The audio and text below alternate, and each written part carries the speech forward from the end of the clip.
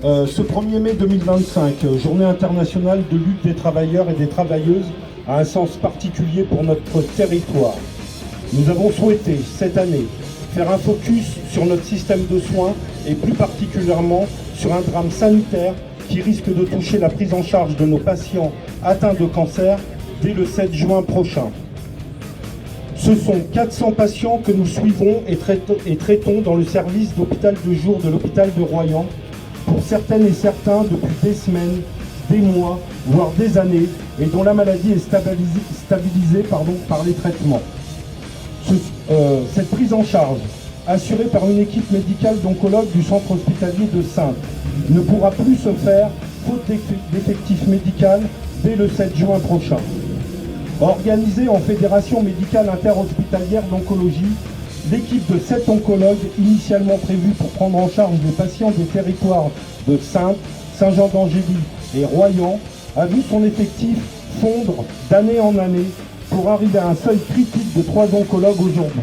Et ceci, faute de recrutement pour pallier aux départs successifs.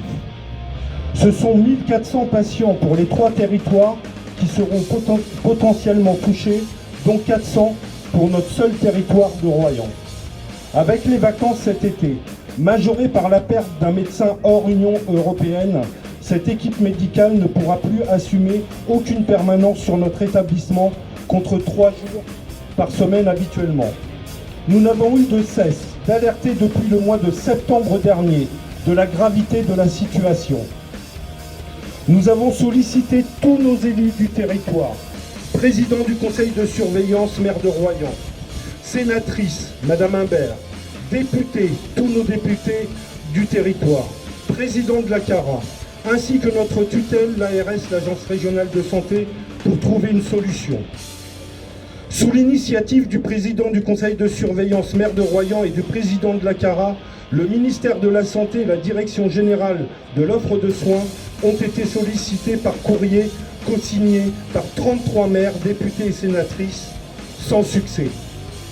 Cruel aveu d'impuissance face à l'exécutif qui paraît bien éloigné des préoccupations de nos territoires. L'Agence régionale de santé elle-même avoue et déplore n'avoir aucun outil réglementaire, juridique et législatif pour imposer un médecin sur un territoire, y compris concernant les sujets de santé publique, d'égalité des chances, de prise en charge équitable en soins. Pourtant, et ce n'est un secret pour personne, la population augmente et vieillit, notamment sur notre territoire. Nous atteindrons 100 000 habitants sur la CARA, alors que nous augmenterons de façon exponentielle, alors même que l'offre n'est plus en adéquation avec la demande. Rien que pour notre service d'hospitalisation de jour, l'activité a augmenté de 30% depuis 2019.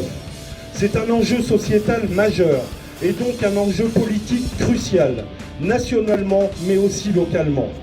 C'est un vrai débat qui fait d'ailleurs aujourd'hui la une de l'actualité avec le plan de lutte contre les déserts médicaux dévoilé par le Premier ministre le 25 avril dernier et la proposition de loi du député Garot, en partie adoptée à l'Assemblée nationale début avril.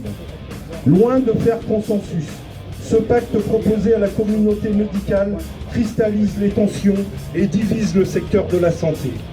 Ce débat devient national tant les déséquilibres territoriaux de prise en charge s'accélèrent et s'intensifient. Mais au regard des actuels débats sur ce sujet au Sénat et à l'Assemblée nationale et de la mobilisation des différents corps de médecins, la problématique risque fort de ne pas être réellement résolue avant longtemps.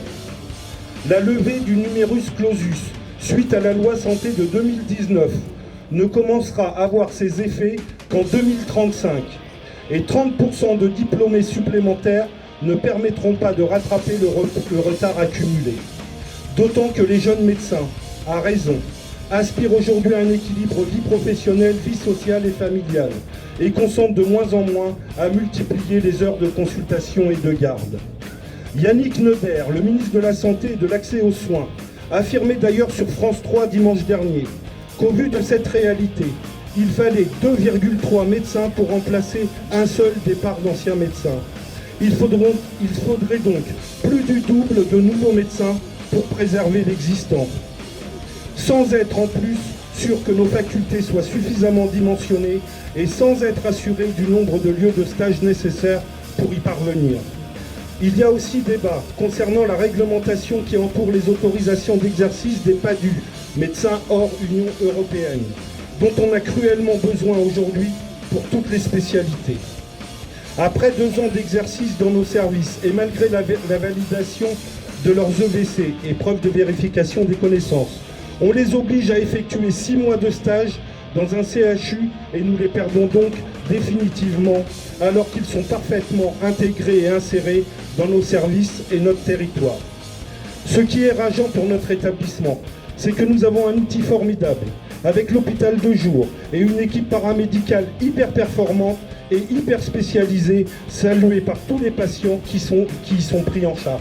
D'ailleurs, je remercie les filles qui sont là, qui font partie de ce service, qui sont encore nombreux aujourd'hui, de leur volonté de cesser leur suivi et traitement en chimiothérapie s'ils devaient être pris en charge à Bordeaux ou à Poitiers, la terrible réalisant. Nous nous sommes aussi dotés en début d'année d'un scanner dernière génération ouvert H24, 7 jours sur 7 pour les urgences.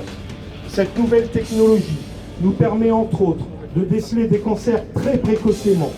Mais que faire des patients nouvellement diagnostiqués en l'absence de spécialistes? Les conséquences pour le territoire royannais vont être funestes. Pour la prise en charge de la population du territoire, avec la disparition de l'offre de prise en charge en onco, rallongement des délais de prise en charge entraînant une réelle perte de chance, déplacement des patients vers des centres éloignés, augmentant fatigue et surtout surcoûts liés au transport, incapacité de prise en charge des estivants nécessitant un suivi. Il y aura aussi des conséquences pour l'établissement, disparition d'avis spécialisés sur place pour nos patients hospitalisés, perte d'attractivité médicale par disparition de spécialités, effondrement de l'activité de l'hôpital de jour mettant en péril la pérennité du service et le budget de l'hôpital dans son ensemble. Loin d'être anecdotique, cette filière est primordiale pour notre population et pour notre établissement. C'est encore un service de moins qui sera proposé à la population et un service de plus voué à disparaître dans l'établissement avec les conséquences désastreuses pour les personnels et les patients. Nous pourrions malheureusement aisément faire la liste de tous les services et spécialités que nous avons perdus en à peine plus de 30 ans. Une nouvelle avant-hier en fait, le service devait fermer normalement le 7 juin. Suite à la réorganisation des oncologues de l'équipe de Saintes qui font un effort vraiment exceptionnel, je souligne à le dire parce qu'ils sont que 3, ils vont quand même continuer au moins pour le mois de juin. Au lieu de 3 jours, ils viendront 2 jours sur l'établissement, ce qui permettra quand même donc la suite de la prise en charge de nos patients. Alors je ne sais pas au jour où je vous parle si la totalité des patients qu'on suit pourront être pris en charge comme avant. Grand point d'interrogation aussi pour le mois de juillet, août et septembre. Il semblerait qu'il s'organise aussi pour qu'il y ait au moins une journée de consultation et de suivi sur l'hôpital de jour pour ces 2 voire 3 mois. Pour l'instant, on n'a pas de réponse définitive. Et pour finir, je voudrais donner aussi un accent particulier sur la direction de mon établissement qui vraiment est hyper mobilisée pour essayer de trouver des oncologues cet été. On a fait appel à tous les établissements, nos CHU, donc Poitiers, Bordeaux, y compris Bergonié, l'Institut Bergonié. L'hôpital de Royan a fait un effort financier particulier pour louer une maison près de la plage pour que les médecins qui viendraient de l'extérieur puissent venir passer quelques jours de vacances sur le territoire avec leur famille et pouvoir travailler quelques jours sur l'hôpital de jour. À ce jour, on n'a pas de réponse positive. On a encore beaucoup d'espoir.